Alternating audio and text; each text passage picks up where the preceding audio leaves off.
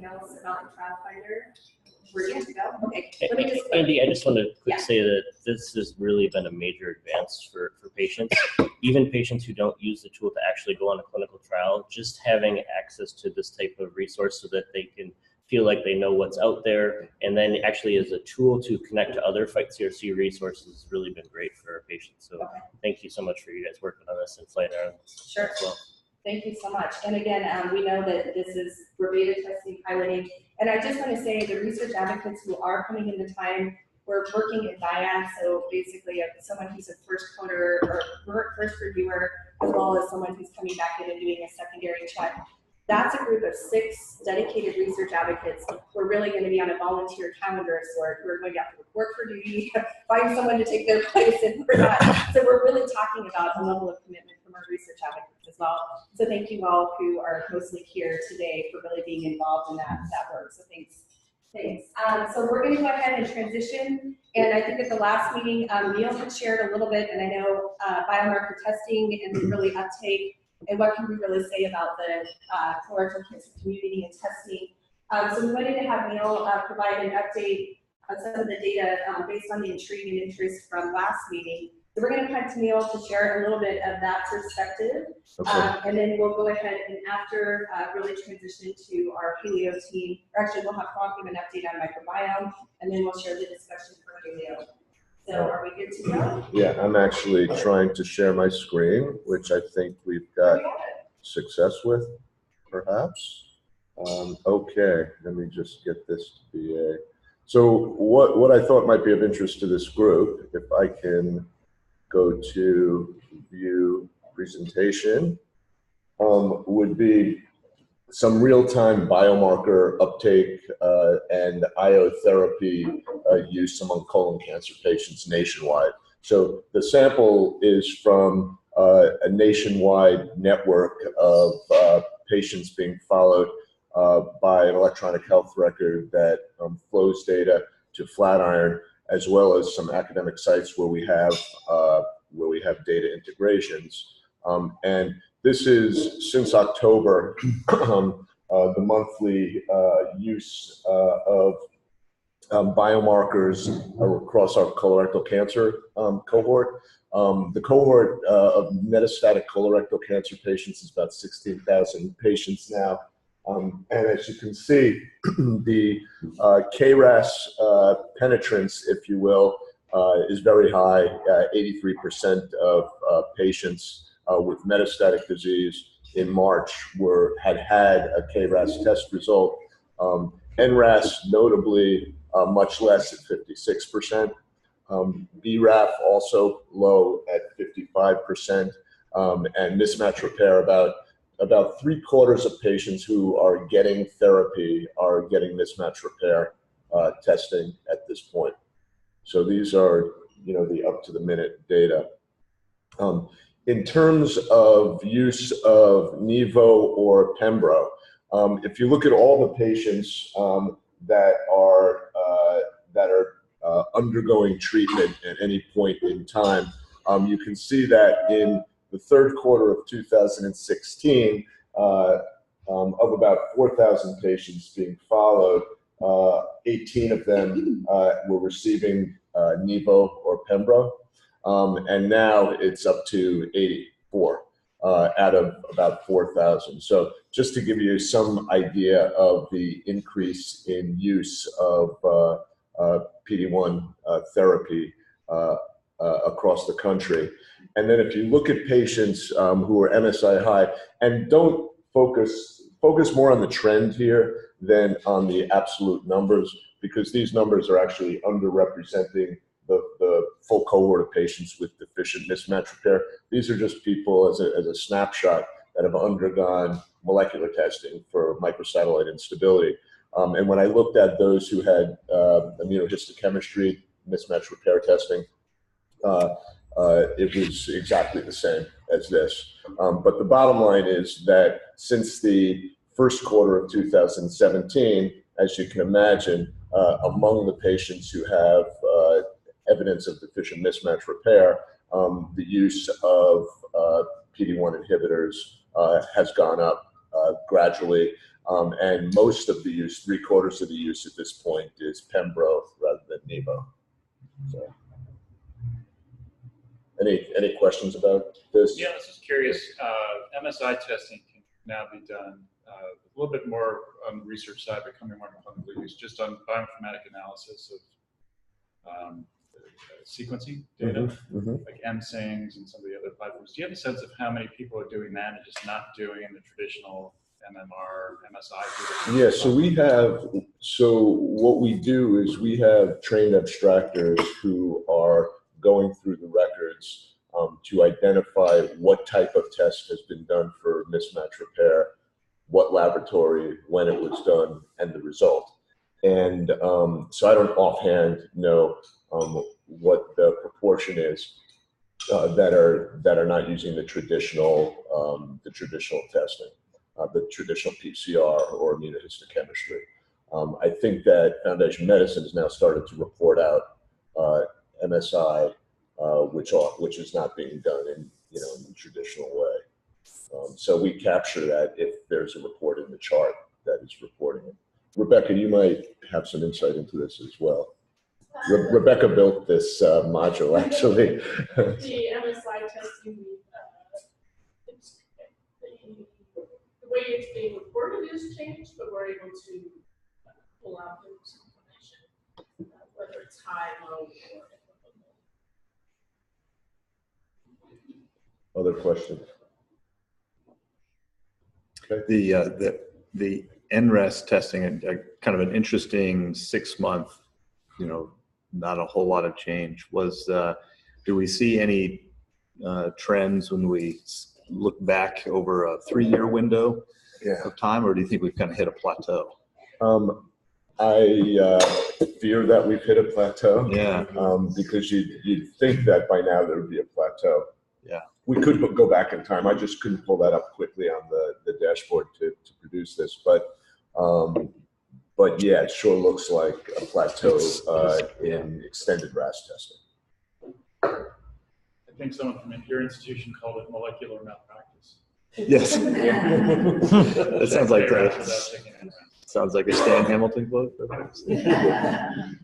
I'll also note one of our posters here in ASCO, we're looking at different age trends, and NRAS testing, great for our younger folks, great for our middle-aged folks, really drops off for our older folks, 70 and older. That to me is concerning. Yeah. And I guess the more, that's concerning in and of itself, but is there data, are you able to combine that with the treatment data to say how many people are getting an EGFR inhibitor without, NRAS testing? Next on the list. Okay. Yeah. That's actual malpractice. That is actually yeah. No, I mean, that's, So should we be doing something about this? yes. It seems like we should. It seems as though the message of going after individual genes is not being taken up, and I'm wondering if we need to change the messaging to large panel, so that way these individual community providers don't have to necessarily know what genes they're after, even though they should. But from an ordering standpoint, a broad panel now being more important for colon cancer. And I think some of that may, I'm sorry, go ahead, Al. The problem with that is the expense and availability. That would be an ideal world, but there's still such variability and.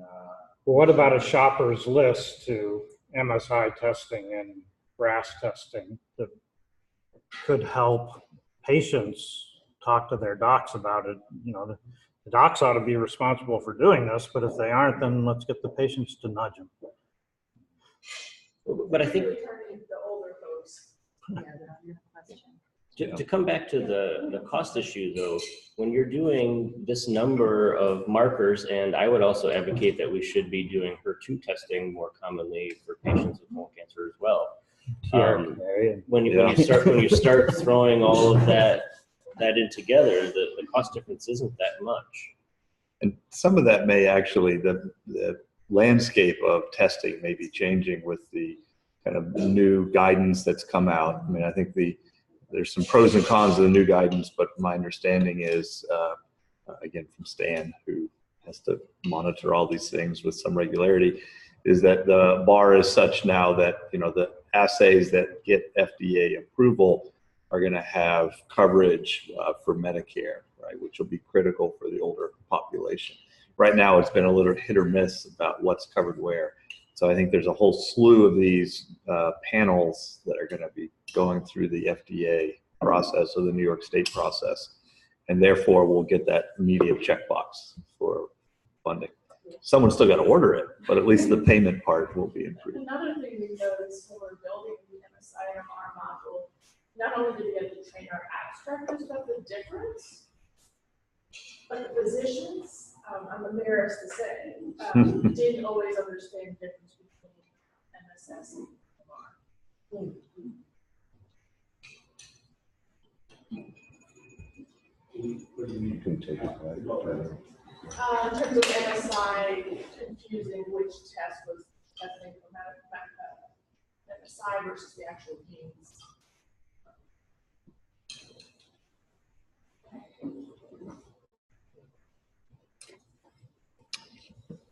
Thanks. It's good to see real data. Sobering, perhaps. So before we go into the HalioDx presentation, so on the policy side as far as coverage, I know we've got some of our policy folks on the line just into this conversation, but we are trying to make sure that on the Medicare, Medicaid, and coverage side, that if patients who have multiple tests, that those are covered. Because I know there are challenges for that. So did you have any additional slides, or are we good to go? No, I'm good. You're good. Okay, I'm good. very good. So I think this is great. I think we're going to continue to monitor, and I think getting updates and input from everyone about these specific policy issues. I will say that we have started talking a little bit to groups like CAP and others that they're noting that pieces are in guideline, there's pieces around accreditation. What is their policy around some of the policy drivers and payment issues? So I think this is Fight CRC is really going to be spending a lot of time over the next year delving into uptake of biomarker testing. With that. And I commit to the patient. I mean, like, obviously, we're going to be doing a big campaign around biomarker again this year. And so, Rich, to your point, like, trying to drive that demand for the testing at the right time and appropriately with their physician, we'll see a lot of that come from Fight CRC over the next year. And to that point, there's somebody we've talked to that's actually interested in writing this up for publication. And it would be great if the timing, you know, there's a potential for timing a campaign, an educational campaign with a publication if the timing works out, and we could talk about where that is. We can kind of outreach to this. It's really important. And just to give everybody an idea of like the magnitude with this biomarker campaign, which has a mini magazine that talks about all of the clinically relevant biomarkers as well as ones that are on the horizon, framing the information, how to Q&A, how to talk to your provider from the patient perspective. There's basically written materials, but even with the video that lives online on the Fight CRC website over the last year, is it? So within 6 months into the campaign, we had over 100,000 views just on the what is a biomarker test video. We thought the patient stories would be the one that people would gravitate to, but there's a real interest in figuring out. I think our completion rate for the survey, so if they download any sort of materials from our site, we're at about 20 to 25% completion of the survey on biomarkers. So, and I think as part of this campaign, Fight CRC is going to also be looking at sharing in manuscript or at least some sort of format, maybe public health, patient type journals, also just sharing when you do campaigns like this, the uptake of these sort of materials, ultimately when you do surveys, asking patients about awareness, and then uptake even within an advocacy organization, knowing that patients are a little more apt to have been tested if they come find a group like Fight CRC. But I think we've gotten a lot of push to really, I think that it's timely for us to put this in the literature as well as what are we seeing from patient barriers and what their perceived barriers are with using the health system. So that's something we're going to be working on as well. So super excited about that. Before we have Dr. Duone present, we wanted to have Frank provide an update quickly on the microbiome research and the work that he and Cindy have been doing through the funding with Fight CRC and CRI over the last year, and give you with their work with Hopkins. So. All right, so yeah, I'm Frank Rousseau, and I'm working with Cindy Sears. So I came my empty hands, so I don't have any slide, but just to make a rapid update. So the CRI and the Fight Colorectal Cancer, so gave us the last year, so a 2-year funding on $400,000 to study the role of the microbiome on the immune response, tumor environment, and carcinogenesis.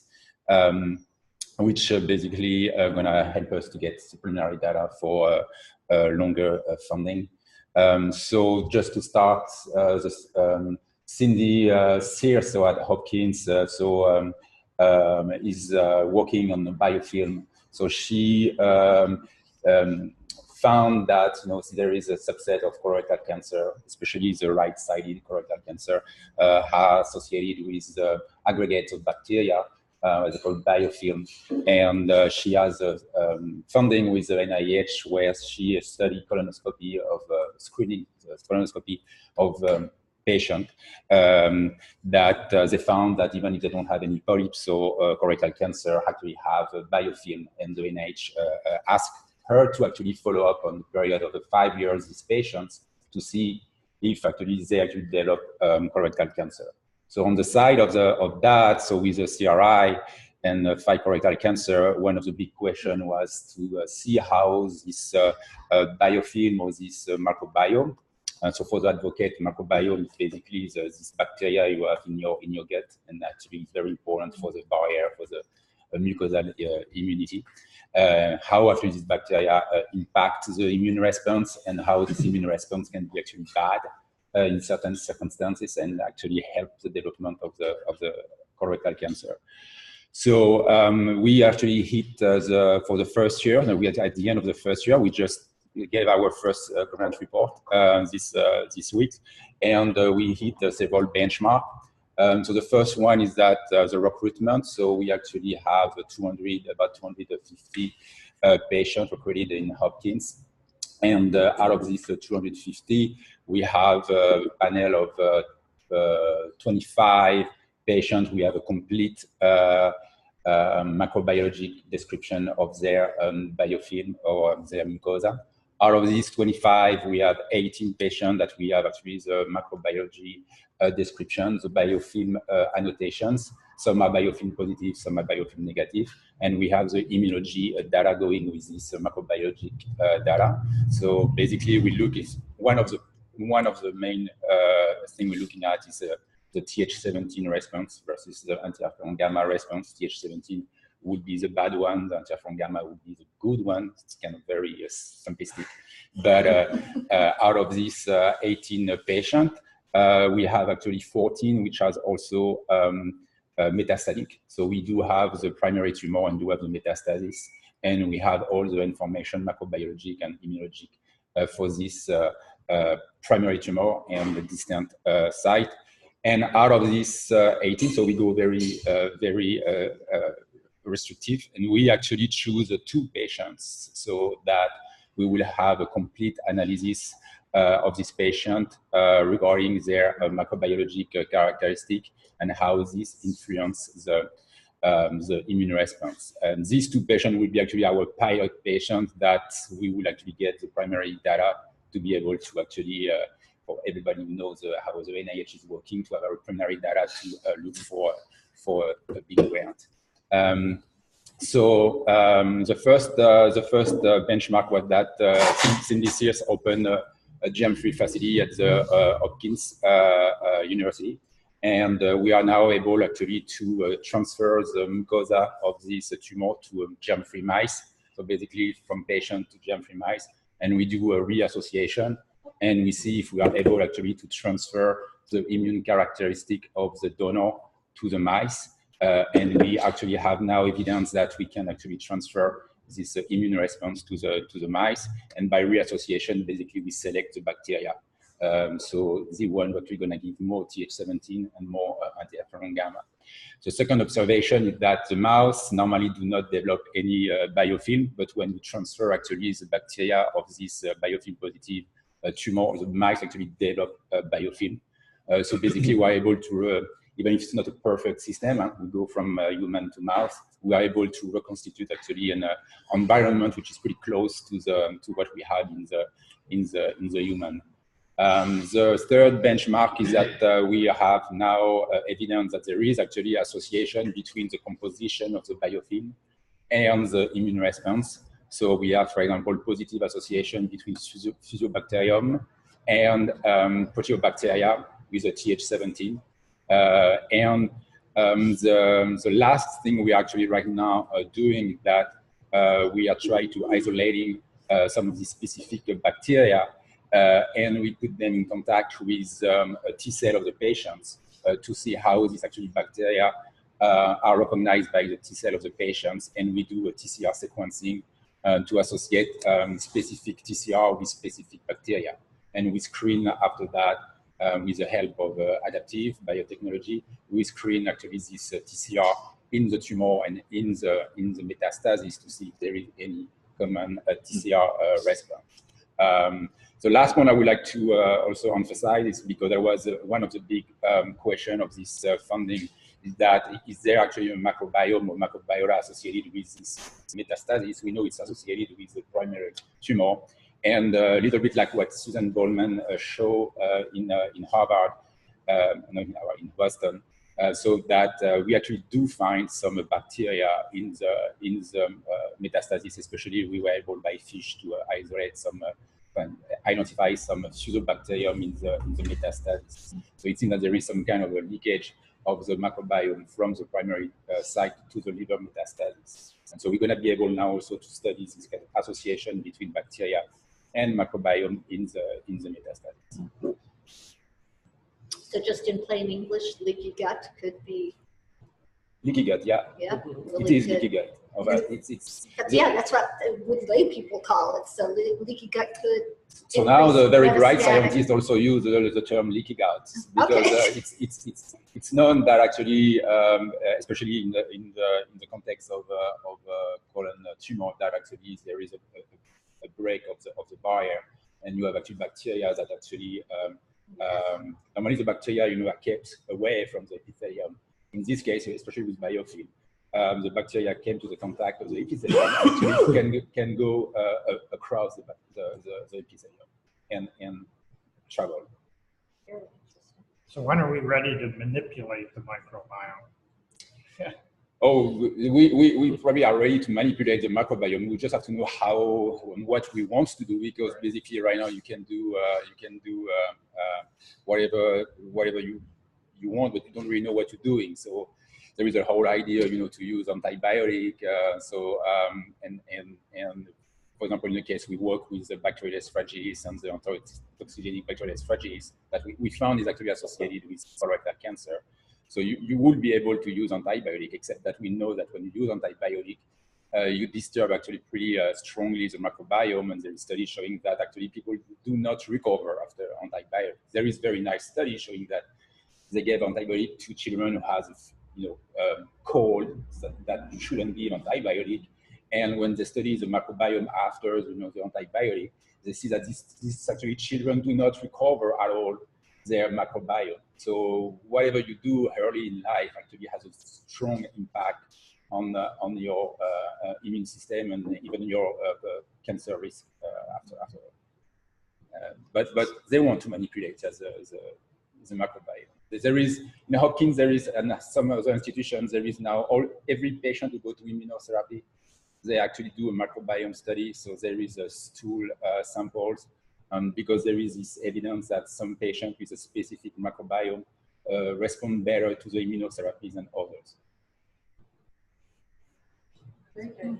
So this is awesome, and I think we'll have some more time, I think, as you guys continue with the research and then where you're at to really unpack some of these ideas. I know that we have, so we're going to go ahead and transition right now. So Frank, thank you for your listening and all the great work and being here today. So we're going to go ahead and transition to Halio and team. So Dr. Gouin, if you're ready to present. And I want to thank Al Vinson for helping make the connection. I think, again, Immunoscore was one of the pieces that we had really talked about, and the state of the science as well as the technology and where we were going for advancement. So I think Fabian and team had provided a nice primer several weeks ago, but we wanted to have some time to talk a little bit about what's happening here, particularly in the US with the translation of what's happening in Europe, where we're going, and really have some feedback from all of you with Dr. Gouin and Fabian and team. So I think we're ready if you'd like to share it. And then Al, I'd love to have you share some perspective as we're going through around some discussion points and some of the priority areas. Go ahead. Thank you.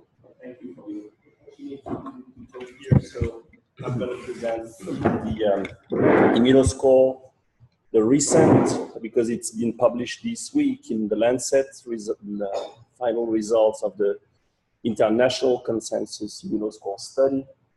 So basically what we would like to discuss here today is how to improve stage 2 and 3 colon cancer risk assessment with Immunoscore, and how to personalize immunotherapy with Immunoscore. So how could Immunoscore be integrated into clinical trials and be useful? And just as a reminder, this is a meta-analysis. I submitted this to Nature Review Cancer. It's a meta-analysis of all the publications. So there are 221 articles looking at the prognostic value and the importance, the significant importance of T cells and cytotoxic T cells. And the bar here in blue shows the good prognostic value of cytotoxic T cells. And as you can see, there are close to 10,000 patients with colon cancer. The left bar is colon cancer. This is where there are the most studies showing that cytotoxic T cells are very significant to predict the risk in patients and the survival of the patient. So unlike all the other tests, Immunoscore is not measuring tumor cells. It is measuring your immune response. It's measuring your immune system and the capacity of your immune system to protect against cancer or to induce relapse. So the prediction of the risk of relapse and of survival is what Immunoscore is telling us. And it's basically a test that quantifies two cell types, two immune cells from our body, the T cells and the cytotoxic T cells, with two markers very well known, the CD3 and the CD8. And this is a test that is very quantitative and reproducible because it is done with digital pathology. So the computer and the software analyze the stainings and the images, and this is a very quantitative assay. So this test, the first time we did it, was published in Science, in the review Science in 2006. And we had a couple of publications in the New England Journal of Medicine, in GCO, up to the point where in 2012, we decided to launch an international consortium to validate with a consensus assay, after discussion with all the pathologists involved into the consortium, to validate this assay internationally. So we had a consensus meeting, discussed what should be done, which should be the markers, agreed on the protocol, on the standardized operating procedures, and all the centers tested Immunoscore on their patients. So we had centers from Asia, from Japan, China, India. We have multiple centers in Europe, US, Canada, etc. And so these are the results that have been published in the Lancet, in the current issue of the Lancet. So basically, there were more than 3,000 patients. 3 data sets were generated, and Immunoscore also was tested on the first training set.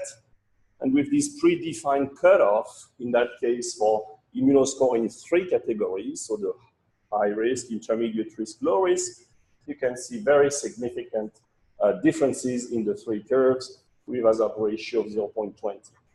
And then this was validated on 2 independent data sets, and all the statistics were performed independently by an external statistician from the consortium at the Mayo Clinic, Dan Sargent and his team.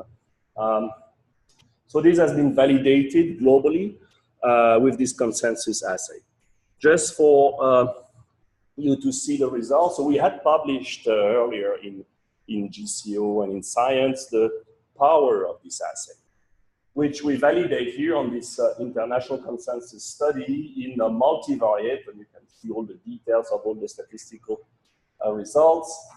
This is the multivariate putting all the parameters together, including Immunoscore.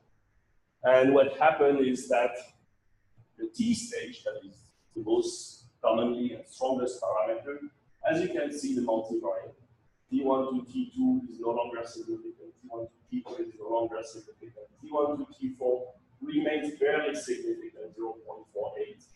The power of Immunoscore is extremely good, as you can see, for both the intermediate and the high-risk patients.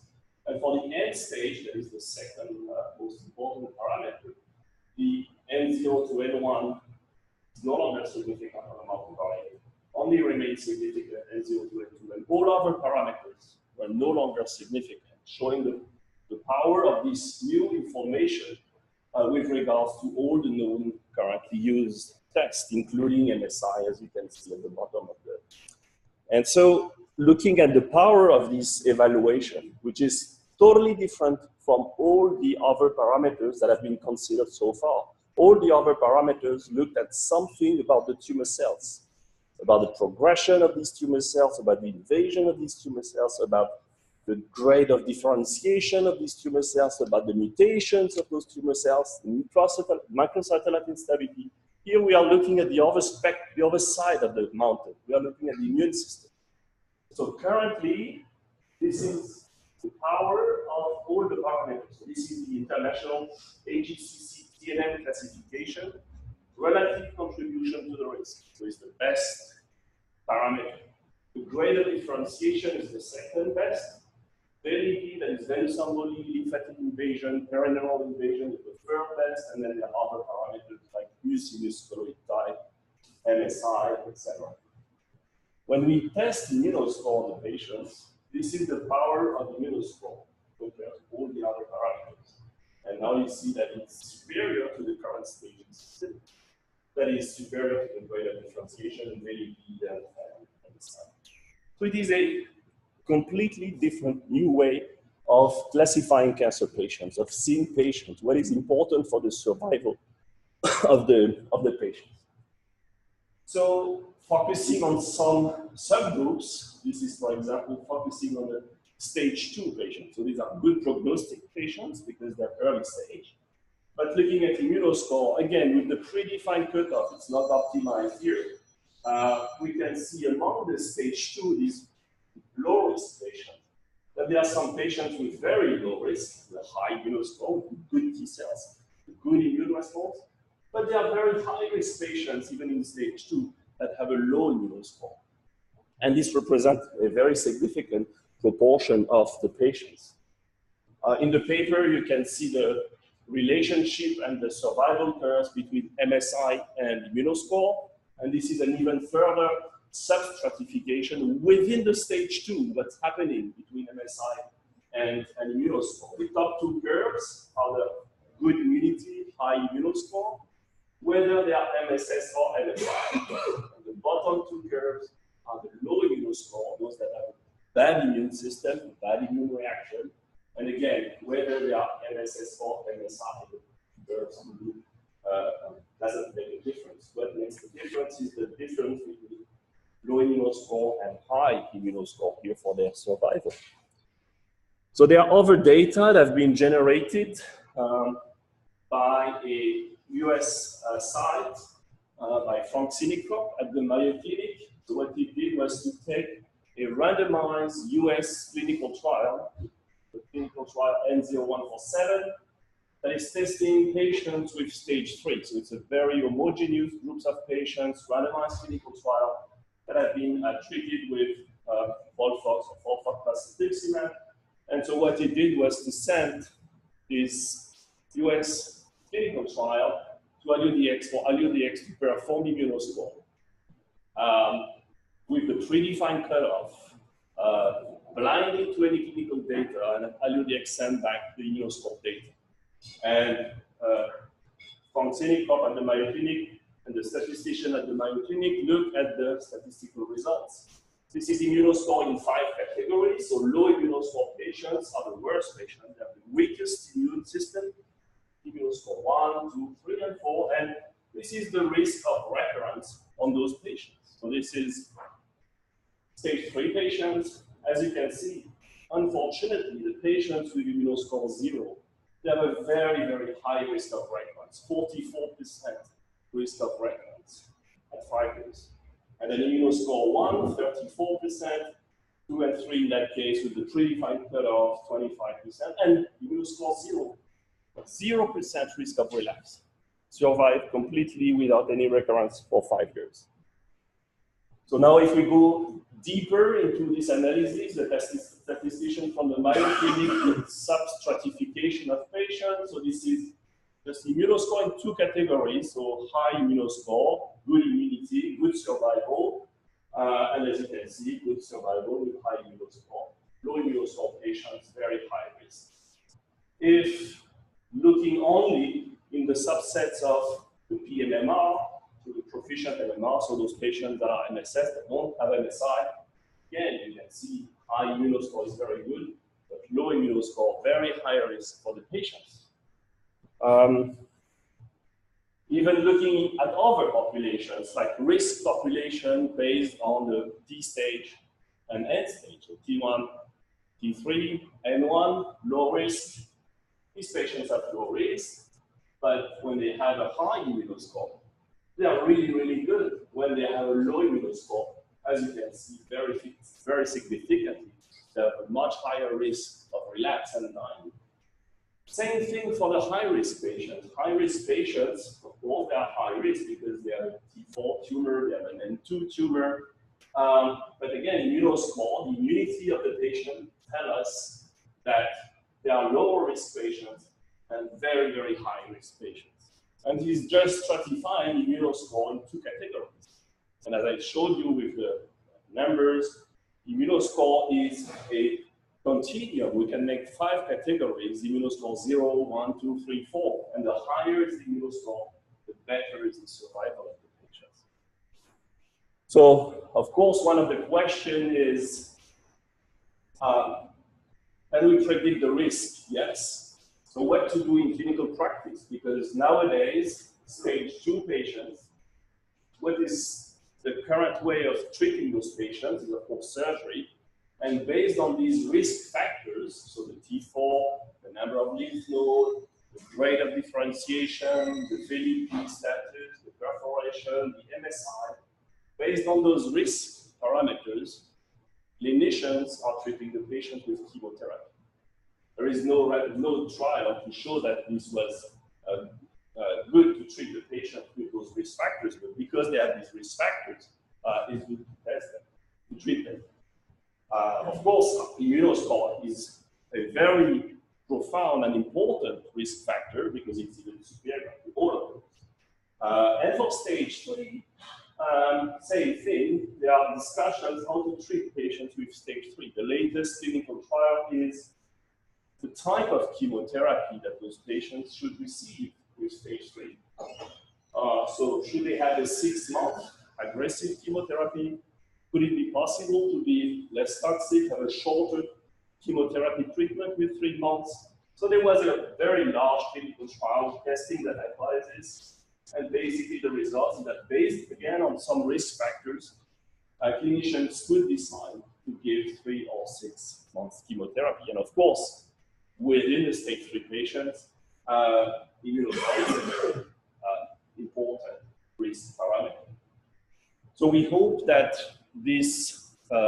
all this validation along this, since the first New England Journal of Medicine paper in 2005, up to now with this international validation that has been published into the Lancet, that for the first time, an immune marker will be introduced into the classification of cancer, because there are none.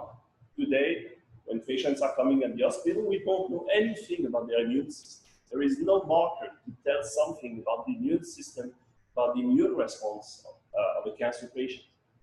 And I think it's important to know what is the immune system of a cancer patient, especially because now we have immunotherapies. And these immunotherapies, what they are doing, they are targeting these T cells that we are measuring with Immunoscore. So hopefully, an immune parameter, and I hope many immune parameters will be introduced into cancer classification, and this is a very robust and consensus parameter. So what should be the additional studies to continue to accumulate evidence? So this is an open question for the adjuvant settings, and one thing probably important is to like it was done with the N0147 US clinical trial, is to validate this power of the evaluation of the immune response with assays such as Immunoscore, which is a consensus assay that has been actually in Europe approved as a C by the EMA, the equivalent of the FDA, as a CE-IVD, so in vitro diagnostic for clinical use for colon cancer patients in Europe. So to start introducing this parameter, this marker in clinical trials, and to demonstrate its predictive value. So what about immunotherapy? So the last point, how to better treat patients with immunotherapy and how to better select the patients with immunotherapy. So of course, the two markers that are currently approved are the PD-L1 by the FDA, are PD-L1 and MSI. There are other markers coming, the TMB, the ctDNA, but Immunoscore is a very powerful assay, very reproducible assay that has been confirmed through years and decades of publication, but is now a CIVD assay that could be used. So both at early stage for locally advanced cancer patients, on which we could initiate new clinical trials based on Immunoscore, I believe. In neoadjuvant also, I think the future of treating cancer patients will go with neoadjuvant treatment. And of course, with all the clinical trials that are done currently for the metastatic patients. And so I'll go back to that slide later, but just to show you that because the international consensus validation study was stage 1, 2, and 3, just to show you that it can also be done for metastatic patients. So this is a study that we published in the GNCI in this year, where we looked at metastatic colon cancer patients and analyzed Immunoscore on the metastasis of those patients. And how performs Immunoscore if we evaluate it with the consensus Immunoscore evaluated on the metastatic patients on the metastasis. So if now we are talking about stage 4 metastatic patients looking at Immunoscore. What is the survival? This is 5 years. 5 years overall survival for the patient. 70% of the patients survive if they have a high Immunoscore. Only, unfortunately, 20% of the patients survive at 5 years if they have a low Immunoscore, if they have a bad immune system. So this is huge difference. This is major difference. And all clinical trials that are done today do not take into consideration this risk parameter. So basically, in any given clinical trial now not evaluating the immune system of a cancer patient, we are mixing these two groups. So if you want to see the impact of a treatment, and especially a treatment that is an immunotherapy treatment, targeting the T cells, these T cells that we are measuring here, I think we have a much better chance to get successful treatment and successful clinical trials if we would stratify and do this evaluation in these two big categories of patients, if we make these two categories of patients.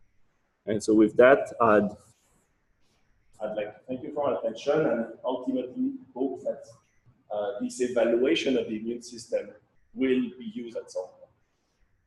Good question, because I think it's great information. As a Lynch syndrome person myself, has there been tests on people Lynch syndrome have a predisposed genetic makeup? So 5 years out, maybe great, that's great for us. But there's a secondary or third piece that can follow just because of the mutation itself. So we have tested, so we have seen Immunoscore in MSI patients, including in Lynch patients. So we know that in Lynch patients, the survival of the patient is dependent on their immune system and is dependent on Immunoscore. So for Lynch patients, there are probably new ways of treating them with, in particular, we can predict with Lynch patients where are the mutations. So there is a real opportunity and a real possibility to have, in addition to the current treatment and to immunotherapy, in addition, cancer vaccines for the patient. Because we know exactly the mutations. We know exactly where these mutations are occurring. Very frequently, they are occurring in the same position for many different Lynch patients. And so we have demonstrated that there are T cells that are recognizing those mutations. So being able to boost these T cells with a specific vaccine for the Lynch patients, I think, is a very, very good option and real possibility. There are studies and research on that topic. So for the predictive value of Immunoscore, especially for the do you have any anything right now to study down on Immunoscore, the primary tumor, to see if Immunoscore can give predictive value for patients who going P1, P1, So we have results. We have results with different types of treatment, different types of immunotherapy. Actually, even including therapies that one wouldn't think that the pre-existing immunity is important, like CAR T cells. So we have collaborations with CAR T cell big pharma here in the US, and have shown that the pre-existing immunity of the patient, and so Immunoscore and other way of measuring the pre-existing immunity, matters a lot to predict the likelihood of response to CAR T cell therapy. We had several posters already, one at ASCR. for the checkpoint blockade. So for checkpoint blockade, we are currently testing it. Unfortunately, not yet in colon cancer, because we had no access yet to clinical trials in colon cancer where patients have been treated with immunotherapy checkpoint. So I'm struggling, I'm asking the pharma to get access to these clinical trials. And yeah, if you guys with big centers have cohorts, academic trials in which immunotherapy checkpoint is given to metastatic colon cancer patients, we would be very happy to test it. So how do you work with Halio? Because so in our case, for Hopkins, we are about to try to open a clinical trial in the disease colorectal cancer patient, unselected, and do a biomarker study. So how are you working on this? Very easy. So very easy. Like in the US, many centers in the US work with US FDA CLIA certified lab. So we have a US CLIA certified lab. So today we receive samples from patients, including patients from the US. So this process, so there's a short turnaround time. So in less than a week, you get all the samples, you get back the results. So it's done in the certified CLIA lab, as it is done for many, many markets. So that's, today it can be done. Today it can be done. Just 1 week or 10 days, it's just when we receive one sample, but the batch of samples, because the time frame will be a little bit longer to test the report. Yeah, but for prospective trials, you're not receiving that. Prospective trials, you're receiving patients. Yes, and CLIA and GCP, GCLP compliance. So we have been audited by many pharma companies, and we are able to test clinical samples during clinical studies.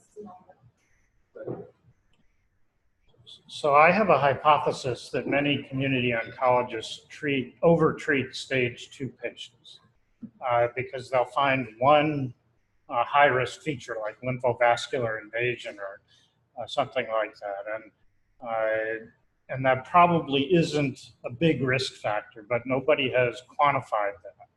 And it would be lovely to have some sort of large analysis that would include the Immunoscore, as well as the other high-risk features, so that you could build an equation that would be a risk-finding equation for doctors. Because when they see it now, all it takes is one high-risk feature and 6 months of FOLFOX. So as I showed you on the multivariate analysis, most of the risk features, so the lymph nodes, the venous emboly, lymphatic invasion, perineal invasion, the T4 stage, all these risk features are associated with the immune response.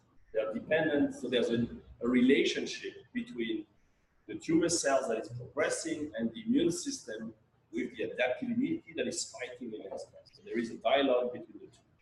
And so, as I showed you, Immunoscore in the multivariate analysis is way superior to all those risk features. And we have shown that in many studies, in many cohorts, including into this international validation with blinded clinical outcome with 2,000 patients.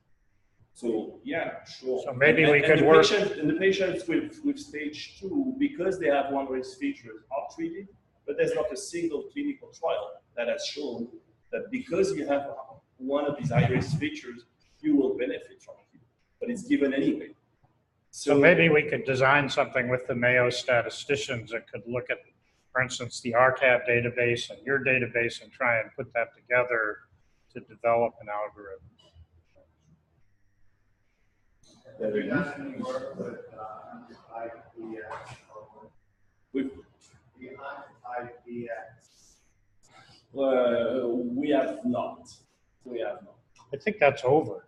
But I suspect, but I suspect that, in multivariate, given the strength and the power of Immunoscore compared to very well recognized parameters like T stage, like N stage, I mean, the Contact DX would not be really relevant in comparison, but we haven't tested it. I think the point is the same that we've seen about that, because it is prognostic treatment. It's never been incorporated into any algorithm. It's never kind of a payer will pay for it, so therefore I can't even use it as a drug development.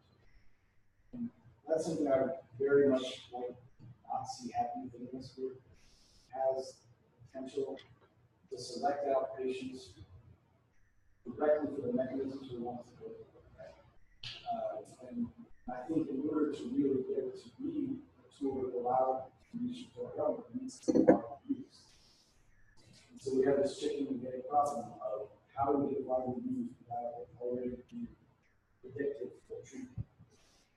I think it only can come through advocacy foundations. And we think that this will be helpful in getting more treatments to patients, because we can then see trials designed for ultra-adjuvant populations where you don't need 5-year commitment of 1,000 patients to see treatment. That to me is where the real power of this is going to be in the next 5 years, if we get enough patients using it. And then hopefully become a companion diagnostic. So I've talked with you about this a few times. We have a trial that will be oligometastatic. It's an investigator-initiated trial. It's an oligometastatic colorectal cancer study. And those mets, we would like all of them to be either Immunoscore and the primary. And we hope that the treatment, which will include checkpoint inhibition and one arm, and the other arm will be checkpoint inhibition plus vaccine. What we'd like to see is a modification of Immunoscore for pre-post treatment, and demonstrate that has an effect on fibrosis. I don't know how else we get other than right now individual companies coming to you and asking you to do that. But I think most companies don't thinking about a way to use this. For the range, I don't know that's true. You could probably tell us more about that. But I think if it were more widely available, more companies would do it. I think the patient study exists. Yeah, I think it should be included in both pharma clinical trials and also academic sponsored clinical trials and big academic groups, networks doing large, so both in metastatic and locally advanced cancer, as you have seen. The stratification into high risk, low risk is major. And all therapy that ultimately, so either directly targeting T cells like checkpoint, or indirectly immunotherapy, indirectly modulating the pre-existing immunity, ultimately, for the patients to survive, they will need to have a memory T cell response to survive longer. And this is what is measured here. This adaptive immunity, this cytotoxic T cells that have, when their memory T cells are long-lived in the body, so they are recirculating and controlling from that. So it's an assay that can be done at all stages, basically. So even thinking of a very early stage, think of stage 2 patients and start a randomized clinical trial. You could think of locally advanced stage 3 immunotherapy stratified based on Immunoscore, because they are not all likely to respond based on their Immunoscore. So I think there are trial design that could be done today. And also there are trials that have been done, not testing the immune system of the patients, and re-stratifying those trials with Immunoscore could, be very impactful, because we may see that some would did benefit. But it's just that the patients were totally different. You had very low, high-risk patients, very low-risk patients that were mixed together. And you couldn't see the effect of the drug because the patient was so different to start with that seeing a small impact of a given drug couldn't be seen. So first of all, do you have data on the side effect? The predictive tests aren't helpful when you diagnostic. Diagnostic tests are something that's predictive. But I think that is why I'm accepting that. Because the question that when I see a patient is not whether what the risk is, it's should I treat them or not. Whether we could, so I'm glad you treated them. My question was, what is the correlation between primary and mets? Are people able to change their Immunoscore over time? So if you surrogate lives or something, does that Immunoscore change? Is there a correlation, sort of 4 questions, sorry. Is there a correlation between CMS subtype and Immunoscore? And what about Immunoscore and HLA? Okay, so. How long have we got? So first one, primary and mets. So we are studying that. So basically, what's happening for the patients on their primary tumor is when Immunoscore is decreasing, the tumor is progressing. The Immunoscore is decreasing, the tumor is invading. Which means that at the metastatic stage, when the patients reach metastatic stage, the majority of the patients with lung cancer in their primary tumor have a low Immunoscore, the majority of them. If we look at the correlation between Immunoscore on primary versus Immunoscore in the mets, there is a trend for positive correlation, but the patients, and in particular the patients with multiple metastases, each of the metastases is a unique tumor and a unique immune microenvironment. There are differences. There are differences in immunogenicity. And so we see that between metastases, there are heterogeneity of the tumor cell, heterogeneity of the spectrum of mutations. It's completely different from one metastasis. And also for the immune microenvironment. So there is a positive correlation between primary and mets. And Immunoscore can predict both from the primary and even more from the met. And if we go even further, even more from some of the mets. and predict the outcome of it.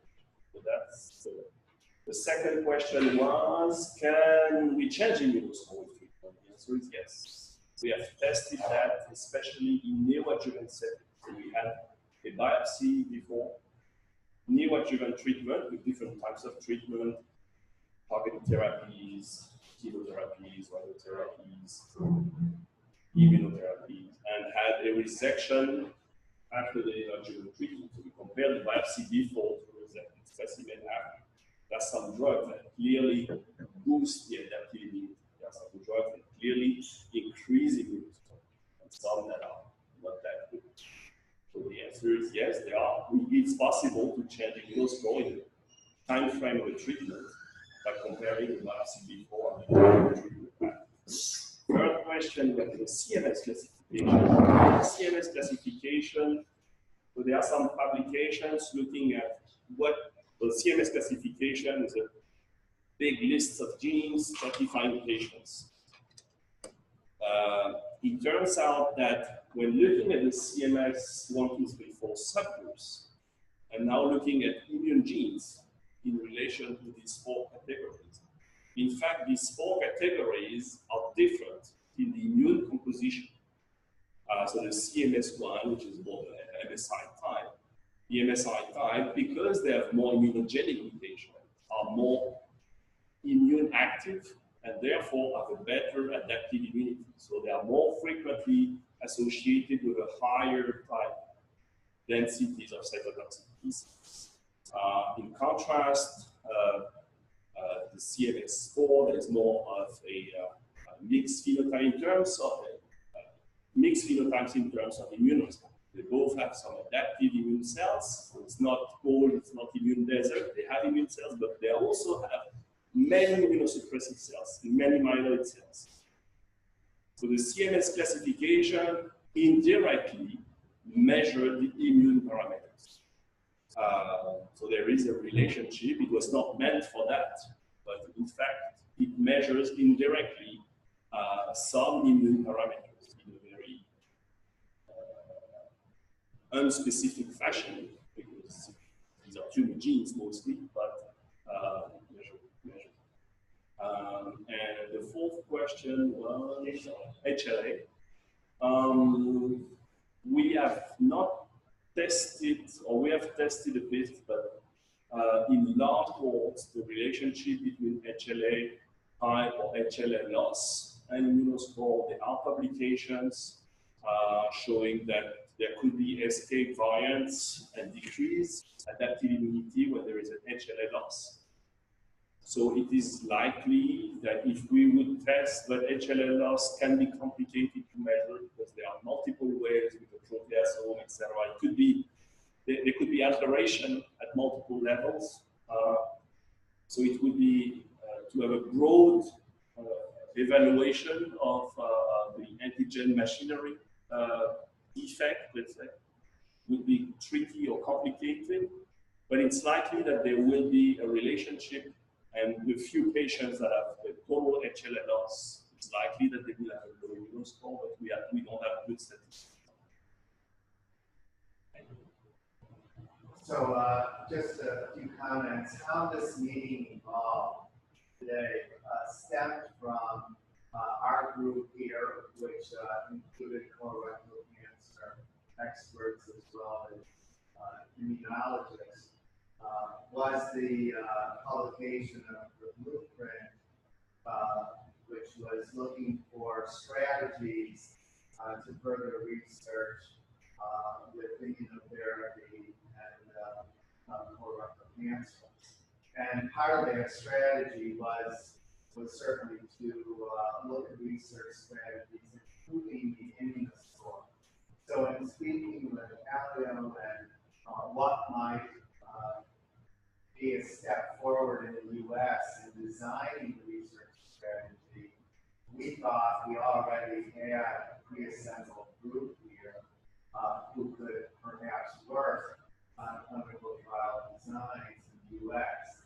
So I guess the question for you now is that still an interest, and would you like this group's feedback in terms of we're doing a lot of work in Europe, and we wanted to pursue work here in the US.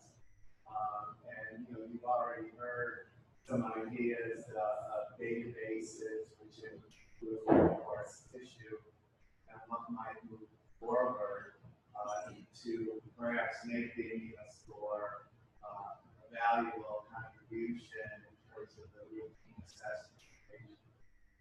So the answer is definitely yes. And actually, HalioDx is also moving to the US. Actually, the company is moving to the US to have also a US-based CLIA lab. So the answer is definitely yes. We are interested in having immune evaluation of US patients. For sure. Well, then what I would suggest, there was consensus when we, for example, assembled our group in New York with the purpose to develop this blueprint. And there were great discussions and resulted in a publication. We could do a similar type advisory and bring our combined experts together, maybe hash out some ideas, future work in the US, if that's it.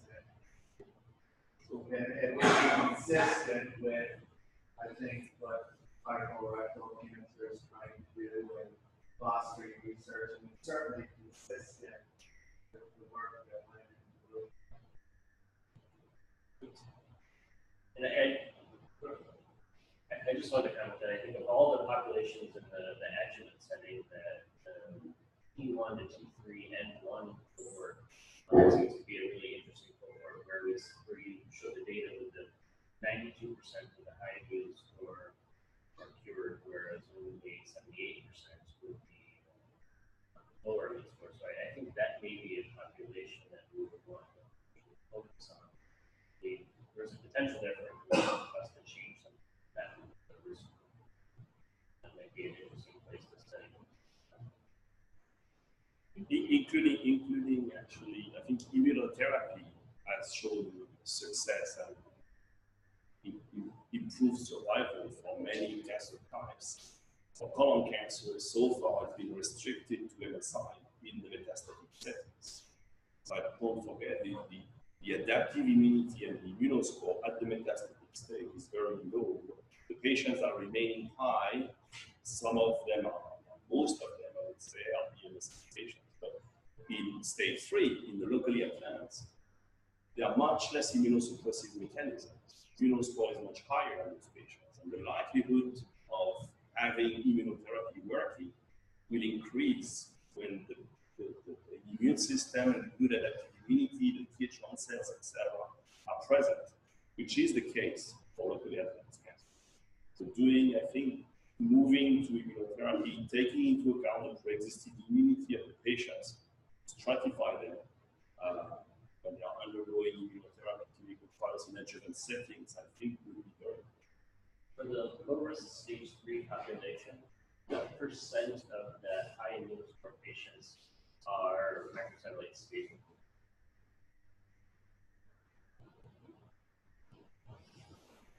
I have to double check the numbers. It's, as we have seen, the high Immunoscore is about 25% of the patients. I remember the numbers in stage 2. I don't remember the numbers in stage low risk stage 3.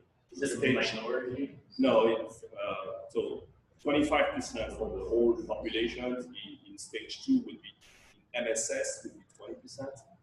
In stage 3 it would be likely between 20 and 25. But you had, I'm sorry. When you mentioned that the Immunoscore would increase on serial biopsies, colorectal patients, so we have seen Immunoscore increasing after treatment. So by comparing biopsy versus either another biopsy or a resected specimen when it was a neoadjuvant setting. We know some treatments can increase immunoscore. One thing also is, in comparison to most of the markers that are the tumor-based markers or the gene signatures like the pre-existing immunity and immunoscore, the adaptive cytotoxic T cells, it's been shown that they are prognostic with hundreds of complications. But also when looking at what is happening for the patients that are undergoing the treatment that is successful, what is happening is that these adaptive immune cells or these immune parameters, adaptive immune parameters, are also associated with the prediction of the response to treatment. So typically, patients that have the good pre-existing immunity, that have the good Th1 cells, that have higher PD-L1, for example, for checkpoints, are the ones that are responding. And what happened to the patients that are responding? If you look at the biopsy after treatment, they are increasing the CD8 cells, they are increasing the Th1 cells.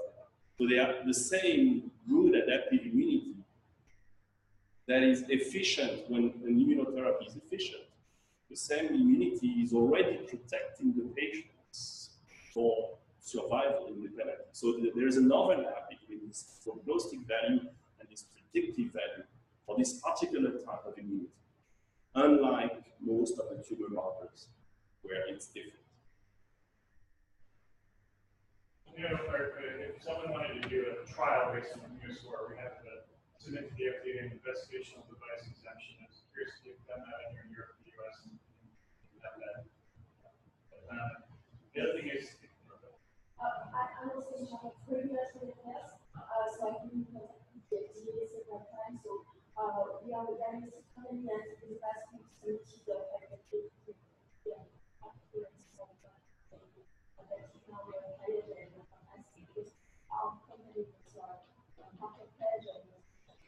and so yes, we have to keep prophetic and your IP. So and I would think just because the hazard ratios for circulating tumor DNA are 40, that trying to risk stratify stage 2, 3 might not be the best way to go at this point, given that data, maybe focus on trying to predict that.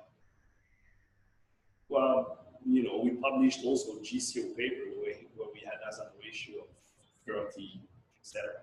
If we compare Immunoscore 4 to Immunoscore 0, so the highest Immunoscore to the lowest Immunoscore, including in stage 2 patients, we had a GCO paper in 2009. We had curves like this. It looks like mouse curves. I mean, so there was 95% survival with Immunoscore 4 in stage 2 patients 15 years after. 95% survival and no relapse.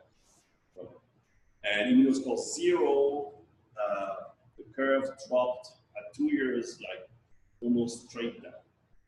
So with optimized cutoff, we can also have these types of curves. The ctDNA, there's in comparison to the hundreds of patients and thousands of patients that have been analyzed so far. So I'm not questioning that. I'm sure ctDNA, and in fact our paper that we published in New England Journal of Medicine in 2005, what we showed was that the cytotoxic T cells and memory T cells were associated with venous emboli lymphatic invasion. What is venous emboli lymphatic invasion? Is the presence of tumor cells in the blood and lymphatic vessels, which means at early stage, this is an early metastatic dissemination. It means that there will be tumor cells in the circulation because they are already in the blood vessels in the primary.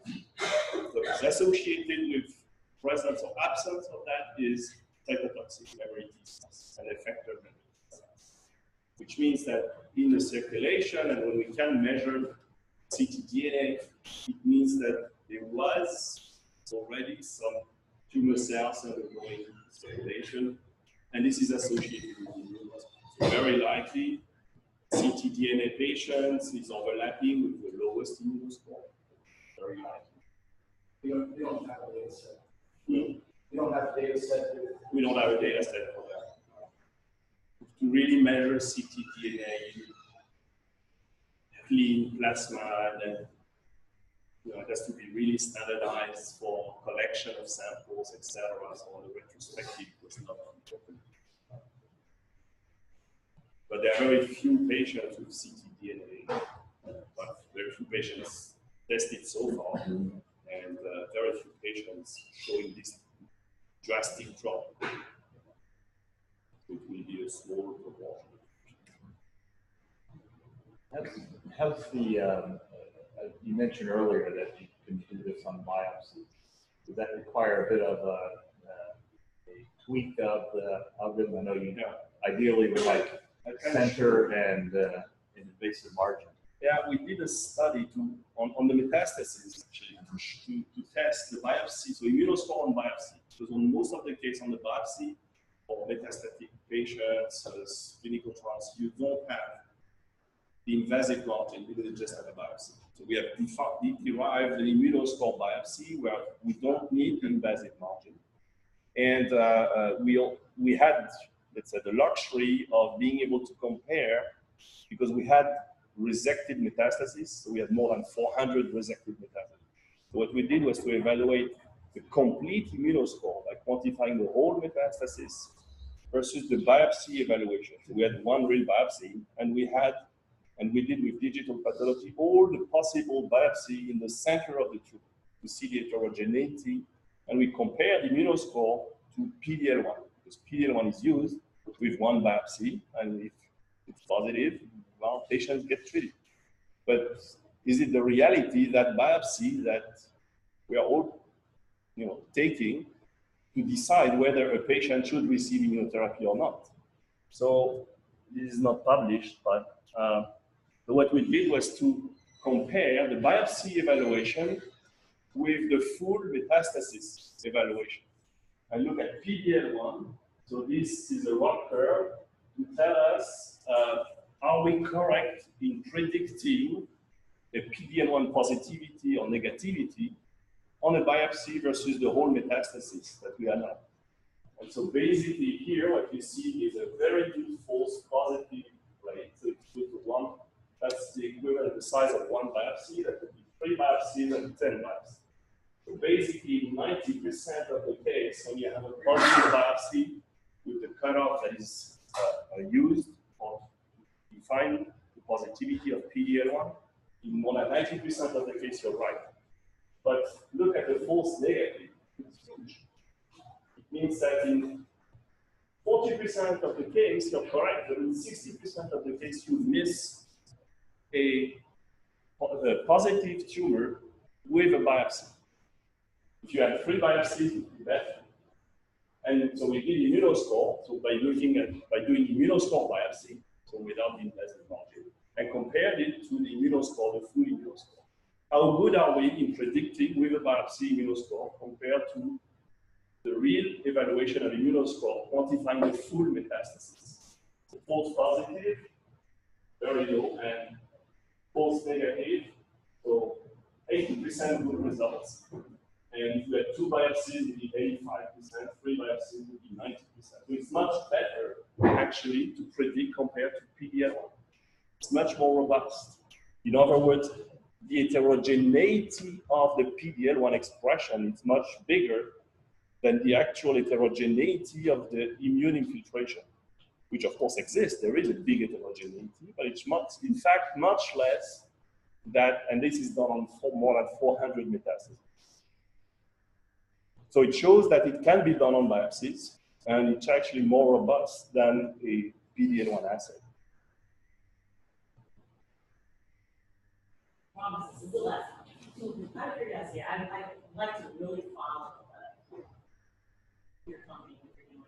So I just quickly checked the website. So without me actually saying I want to be contacted about the price or something like that, how can I get the newsletter just itself in my inbox? Because it asks like, what do you want to be contacted? So I just want the newsletter. There's a contact detail on the website, also you can register, and in Europe there is new regulation on data privacy. So the data, if you enter your name and you say I agree to that the company can pay and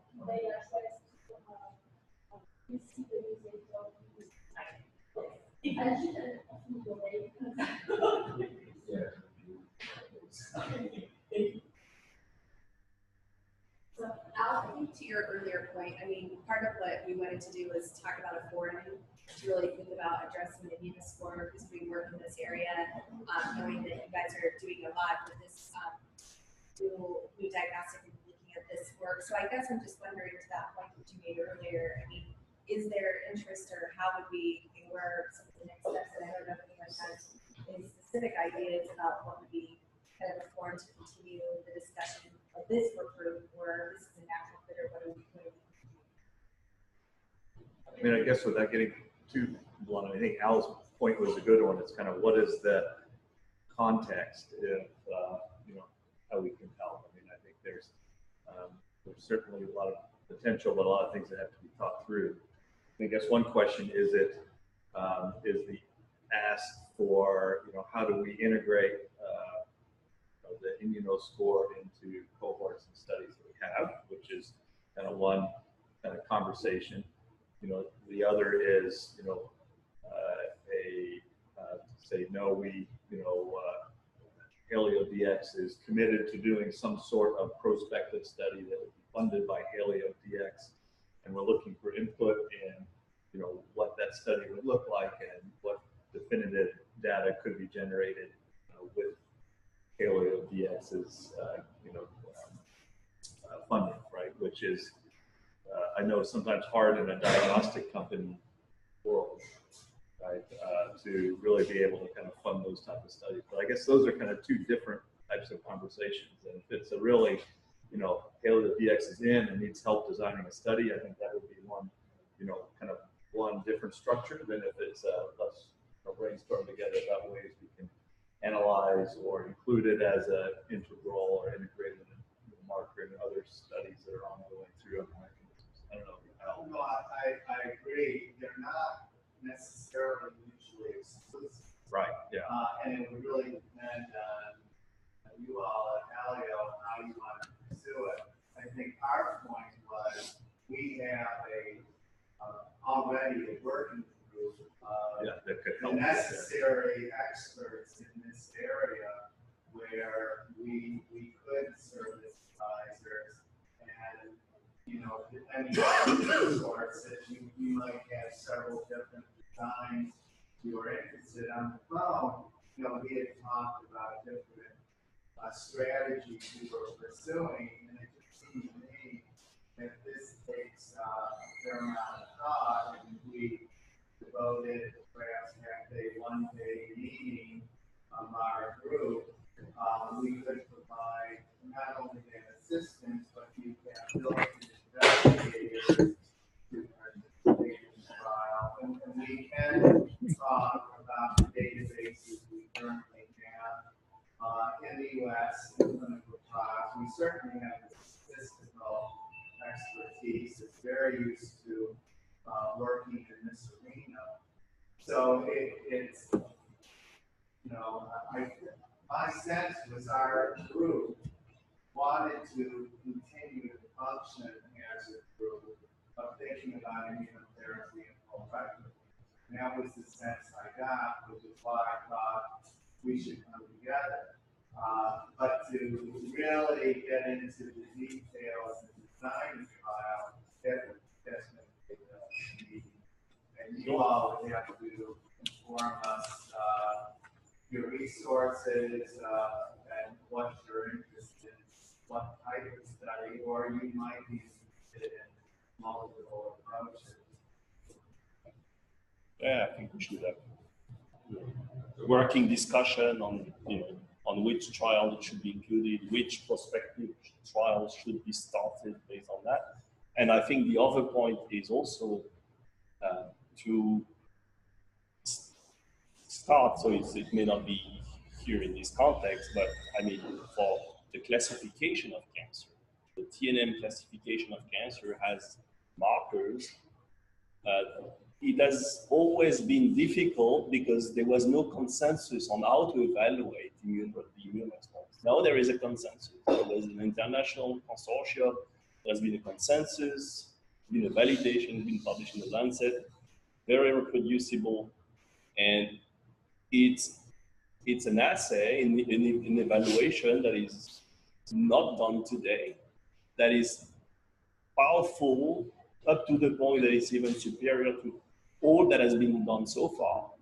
So I think there should be also discussion to start introducing such parameters into cancer classification, because it's above all the other parameters that are currently in the classification. So I think that's another point of discussion that should be probably initiated and discussed. But for the clinical trials, yes, of course, because the evidence, the clinical evidence of the predictive value ultimately will come from clinical trials, randomized clinical trials.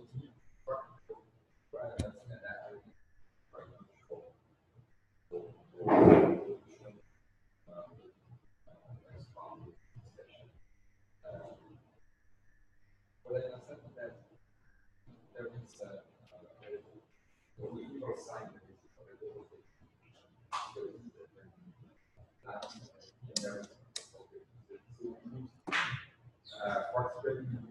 going back to lab suggestions that discussing and see how we fit into the network. We'll go back to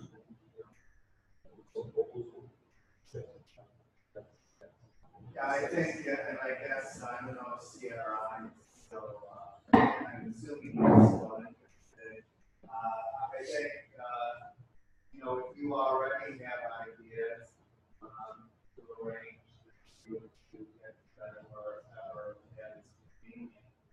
This is only a component of our group. We have many other investigators, but present your ideas, and then as an advisory, you could contact and work ideas. And the goal of that meeting would be to come up with a strategy with the framework of trials that you could move forward.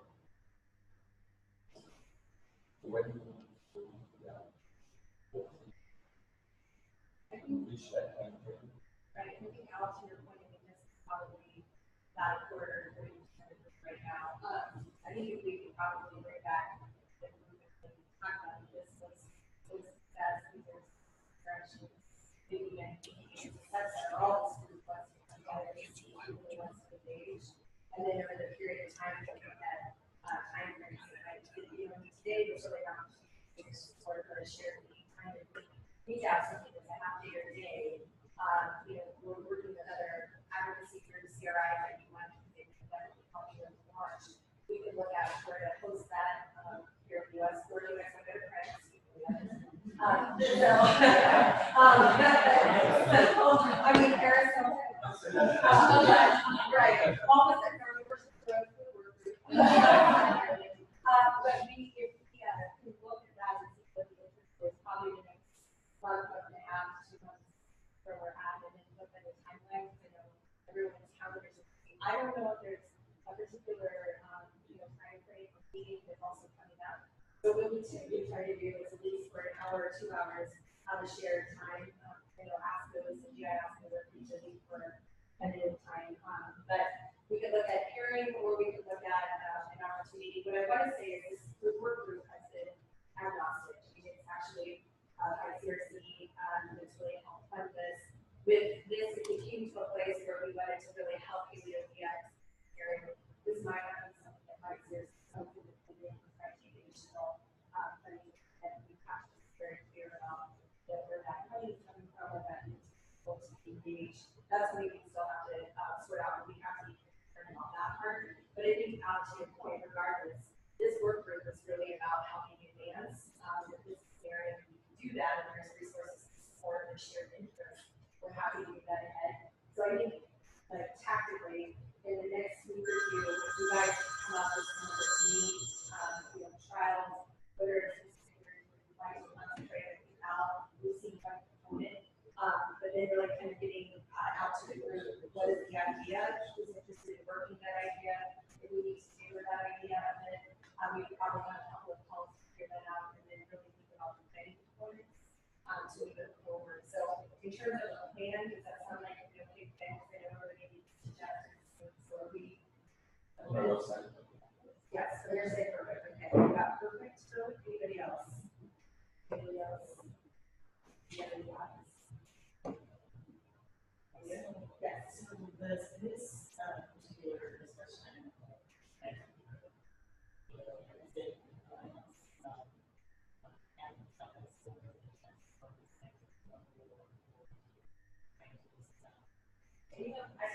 I really want to point this out today. I think Fight CRC is a research advocacy organization, and we are trying to do a better job of truly integrating the research advocates as well as who are engaging with us.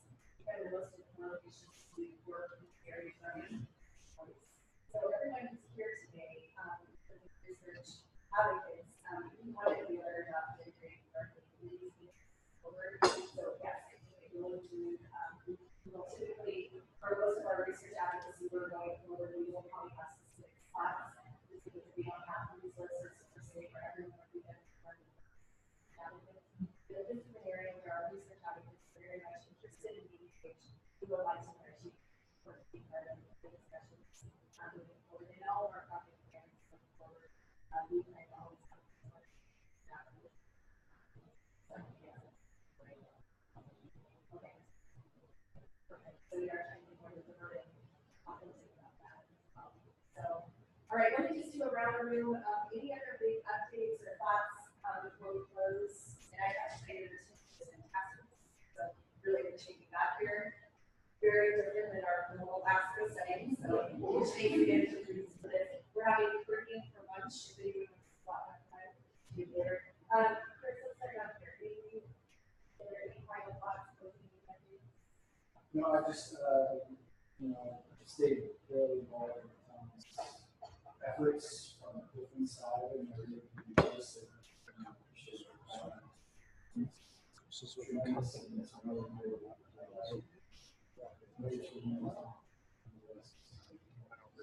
Other side.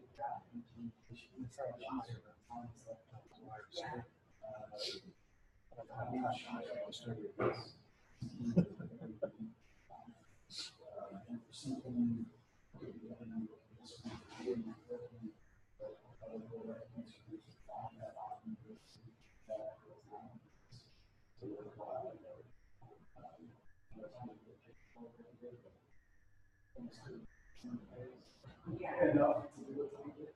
Right, I think it's a good point. We've actually been talking a lot about that as well. And so for those who don't know, Tom Marcellier, he really was a survivor patient. I probably learned survivor experience in our basically research. And we really, and he helps Fight CRC. So we try to actually have experts find information, try to make sure that the lay community, survivor community, patient community connect with the groups. So when I get to that extent, if anyone has people who have shared interests in that screen, we really hope that all of you with patients for sure connect with us as well. So that's encouraging as well. I do want to just pick up on the point that you made, the point about like diagnostic tools being, especially for the advocacy, what is the place and the diagnostic in some cases. And it's not like advocacy design and how you can consider. I think that's, from the advocacy standpoint, and then truly and just very good thoughts. So I'm overwhelming. Not to belabor that too much, but I do think we have this problem where, in lung cancer cases, molecular testing is not the standard of care. Really, because we tested a drug in a super large population and then backwards identified the biomarker. And that, I think, is the way development of new therapeutics is happening today. We're not going to see that very much. So if you don't pick the biomarker and develop to it, you're never going to have a financially viable way to develop a drug. And so a biomarker like this will actually research the mechanisms you're trying to approach is really interesting.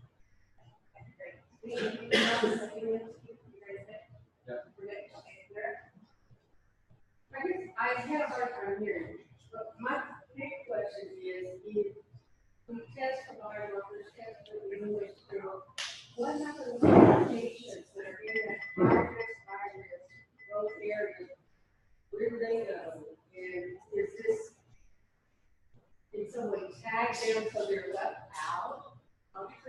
arm, what benefit is it to the high risk person based on their biomarkers and the inputs for future treatment? That's kind of what I was saying. I think those people should be going into clinical trials based on that scoring system, so that they know that it's not very good outcome very likely. And it's something in addition to the basic products.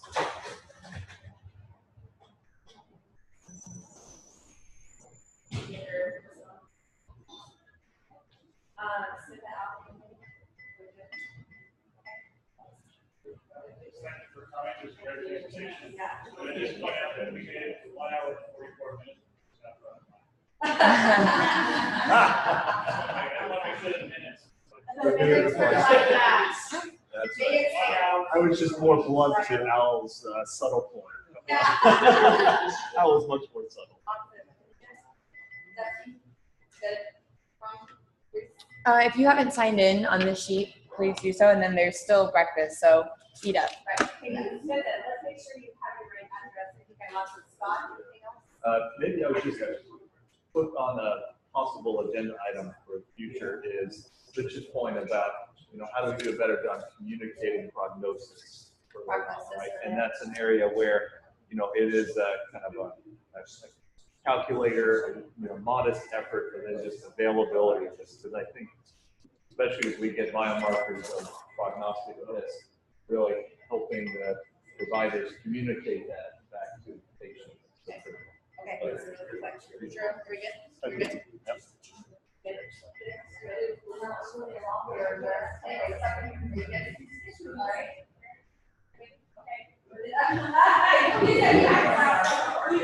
I just really want to relate that as everyone as a provider and as a patient advocate, we don't get exposed to a lot of what goes on us. We really attack so just being invited and talking with everyone and seeing what's out there, it really counts up.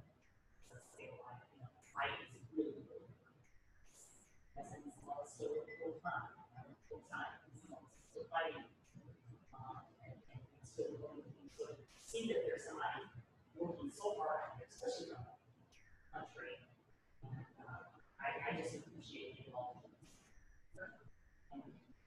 All right, one last request. If everybody can gather for one quick picture, and then we'll call it a wrap. That would be great. And then,